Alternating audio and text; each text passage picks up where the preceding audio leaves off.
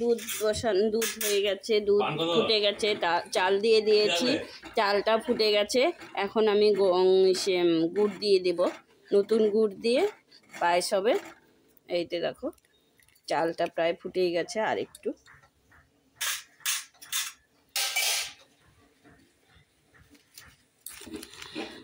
আর এখানে এই যে অন্ন করার জন্য জলটা ফুটে গেছে। এখানে নতুন চাল নিয়ে নিয়েছি 1.25 কিলো, এখন দিয়ে দেব। আর এখানে আমি ভাজা কেটে নিয়েছি, আলু, মিষ্টি কুমড়া, বেগুন, আর এখানে পালং শাক করব বড়ি দিয়ে, বেগুন দিয়ে। তো এখন পালং শাকটাও কেটে নিয়েছি। এখন এখানে আছে টমেটো, মিষ্টি কুমড়া, বেগুন, সিম, আর আছে ফুলকপি। দেখো এইটা 2টো ফুলকপি আছে, এখানে ধনেপাতা আছে, ফুলকপি নিয়ে এসেছি কালকে বাজার থেকে। আর এই যে দেখো নতুন গুড় দিয়ে পায়েস করব। তো এখন যতটুকু হয়েছে ততটুকু দেখিয়ে নিলাম। চালটা ধুয়ে নিয়ে এসি, তারপর দিয়ে দেবো। চাল ধুয়ে নিয়ে এসেছি। পায়েসের জন্য আমি গুড়টা রস করে নেব। এখন রস করার জন্য গুড়টা একদম ছোট ছোট করে কেটে বসিয়ে দিয়েছি, আর এখানে নামিয়ে দিয়েছি। অন্নটা ভালো করে বারবার নেড়ে দিতে হবে, কারণ নতুন চাল যাতে দলা না হয়ে যায়। তাড়াতাড়ি করে ফুটে যাবে, একদম তাড়াতাড়ি ফুটে যাবে। তো একদম সুন্দর আসছে, কিন্তু এখানে এত বোঝা যাচ্ছে না, দেখো। আর এখানে অন্ন হয়ে গেছে, এখন তেল গরম হয়ে গেছে। ভাজাগুলো আমি লবণ হলুদ দিয়ে মেখে নেব। 5 রকম ভাজা, দেখো সিম ভাজা, কপি ভাজা, আলু, বেগুন, মিষ্টি কুমড়া ভাজা। এখন হলুদ দিয়ে দিলাম, আর এখানে ডাল বসিয়ে দেব। লবণ দিয়ে দিলাম,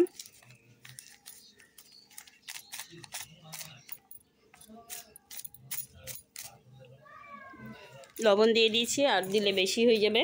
এখন ডাল দিয়ে দিব, ডালটা ভেজে নেব।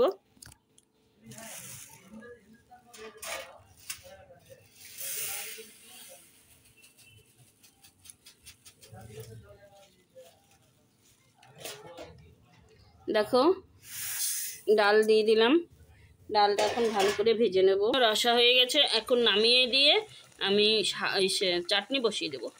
এখন চাটনি ফোড়ন দেওয়ার জন্য শুকনো লঙ্কা 2টো দিয়ে দিয়েছি, 5 ফোড়ন দিয়ে দিলাম।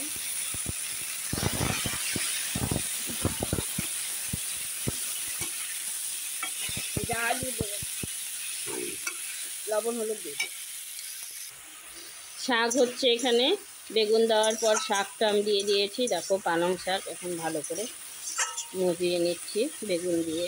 আর এখানে চাটনি, টমেটো দেওয়া হয়ে গেছে, এখন আস্তে আস্তে টমেটোটা মজিয়ে নেব। শাক হয়ে গেছে, পালং শাক, এখন নামিয়ে দিচ্ছি।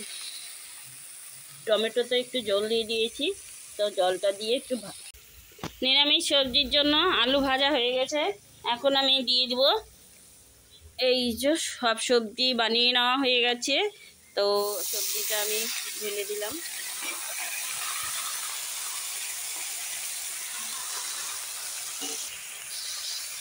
সবজি ফোড়ন দেওয়া হয়ে গেছে। সবজির মধ্যে আমি এখন দিয়ে দেবো কাঁচা লঙ্কা, লবণ, হলুদ। একসঙ্গে নিয়ে নিয়েছি কাঁচা লঙ্কা, লবণ, হলুদ। দিয়ে দেবো 5 মিশালি সবজির জন্য, মানে লাবড়া। এখন ভালো করে নেড়ে টেড়ে নিলাম। এখন কোয়াশ দিয়ে দেবো, কোয়াশটা বানানো পরে হয়েছে, তো কোয়াশ দিয়ে দেবো। চাটনিতে নতুন গুড় দিয়ে দিব, নতুন গুড় দিয়ে দিলাম। গুড় দিয়ে নতুন গুড়ের চাটনি। আর দিয়ে দেবো অল্প চিনি, চিনি দিয়ে দিলাম। চিনি গুড় মিলে চাটনি করব।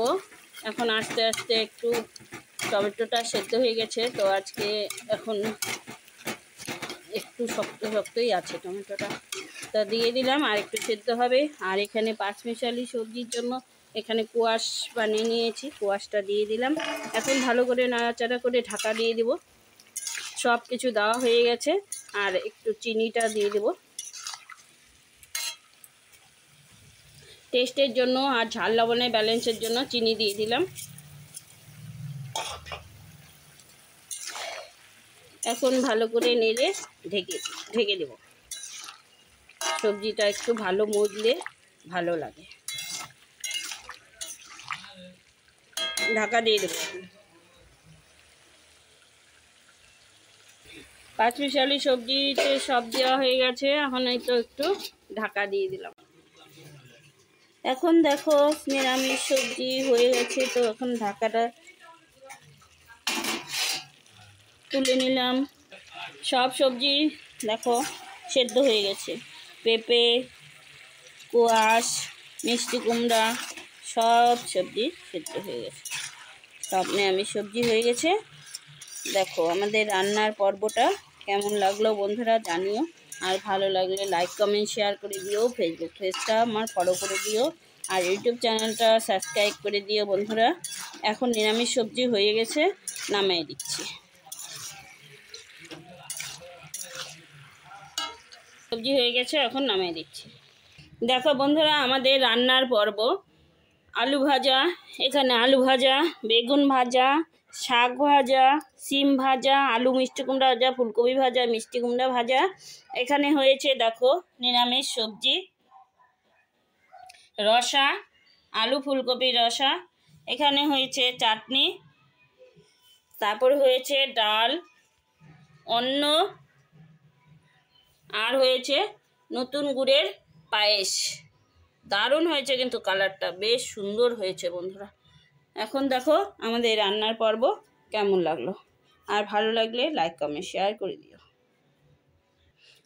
আমাদের রান্নার পর্বের ভিডিওটা এখানেই শেষ করে দিচ্ছি বন্ধুরা। এখন ভোগ বাড়ার পর্বটা হবে, ভোগ বেড়ে তারপরে গোবিন্দ সেবা হবে।